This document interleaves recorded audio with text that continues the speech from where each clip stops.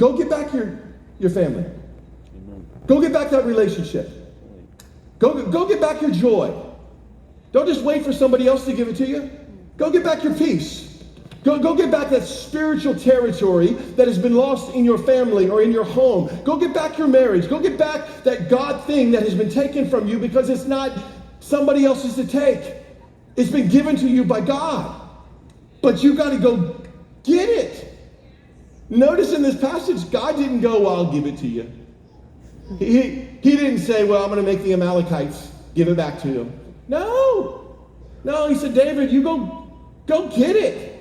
Go take back what is yours. Yeah. And then in verse 16, David and his men, they find the Amalekites, the enemies that had taken everything, spread out across the fields, eating and drinking and dancing with joy because of the vast amount of plunder they had taken from the Philistines and from the land of Judah. So David and his men rushed in among them, slaughtered them throughout that night and the entire next day until evening. And none of the Amalekites escaped except 400 young men who fled on camels. David got back everything the Amalekites had taken, and he rescued his 2 wives. Nothing was missing, small or great, son or daughter, nor anything else that had been taken. Look at that last line. David brought everything back. Can I help you to dream a little bit bigger than what you've been dreaming? To believe God for more than maybe you've been believing God for? Everything came back. Nothing great or small was missing. All of it came back. He got everything back. Don't settle for less than everything God has given you. Don't expect less than what God wants you to have and walk in. He got everything back. But what I want you to see is he had to fight for everything. They fought through the night. Look at that. The entire next day, all the way to the next evening. So that was at least 24 hours of hand-to-hand, non-stop combat. 24 hours of fighting without taking a break. Most of us don't know how to do spiritual warfare for 24 minutes, much less 24 hours. Fighting our enemy in prayer, fighting for what we know God has given us and our family and our future. And by the way, you have a real enemy. Jesus spent a lot of time warning us of our enemy. He said in John 10, your enemy comes to rob, kill, and destroy. He wants to rob you of your joy. He wants to rob you of your peace. He wants to destroy your future. He wants to destroy your relationships. He wants to destroy your purpose. He comes against you. Jesus called him the adversary that stands against everything that God is wanting to do in your life. Everything that God is wanting to do through your life. He comes against all of that. So you have a real enemy. You better know that he's out to attack you. And in this story, look what the enemy stole from David. And by the way, it's the same attack on us today. He takes their peace, their possessions, and their people. He takes their peace, their possessions, and he takes their peace. It says that they wept bitterly until they could weep no more. He took away a peace, an inner peace. He took their possessions, the stuff that wasn't his to take. The enemy came in and they took everything that didn't belong to them. And most importantly, he took their people. He took their relationships. And can I tell you that God is a God of relationship? God is all about relationship, about your relationship with him, and then he wants you to have life-giving relationships with the people around you. And the enemy is going to attack in those areas of your life to try to destroy your peace, your possessions, and your people.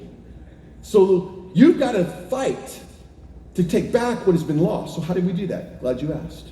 I'm going to get practical for the next few minutes. Let's talk about peace. I don't have to try to convince you that there has been an all-out attack of the enemy on people's peace. Peace of heart, peace of mind, peace of life, right? There's been an attack. The enemy is trying to fill you with anxiety, to get you to worry and fret about everything, like everything. And the news doesn't help because they make you worry about everything. Oh, you better worry about that. Oh, you better worry about what's happening over here in this country, in that nation, in this, the border, and this, and that, oh, that mask, and that rule. That, I mean, there's oh my gosh. Gets you to worry about everything. And the reason that this is a spiritual attack is because what the enemy is doing when he's causing you to be anxious and worried is to undermine your faith in God. Anxiety and worry is trying to convince you that your God can't handle the problem you're facing. So you better figure out a plan.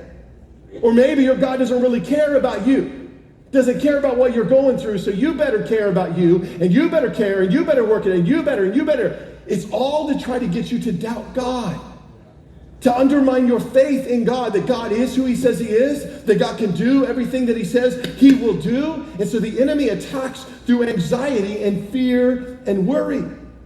You know the verse in 2 Timothy 1:7. It says that God does not give us a spirit of fear, but of power and love and a sound mind. So if God does not give you a spirit of fear, who's giving you the spirit of fear? It's not a hard question, people. No, it's not a trick. It's the enemy. And it is a spirit of fear. A spirit of fear that comes to attack you at your point of trusting God. That's what he's trying to do. He's trying to undermine your faith in God with fear. Fear is a spirit. So this attack of the enemy is a spiritual attack. And I've said before that fear tolerated is faith contaminated. Fear tolerated is faith contaminated. If I tolerate fear, my faith is going to be contaminated. Because you can't have both fear and faith at the same time. You can't be saying, God of my present, God of my future, you're in the middle, you hold it all together. You can't be doing that and going, oh, it's falling all apart. It's awful, oh God, oh God. No, you don't. Those two things don't go hand in hand.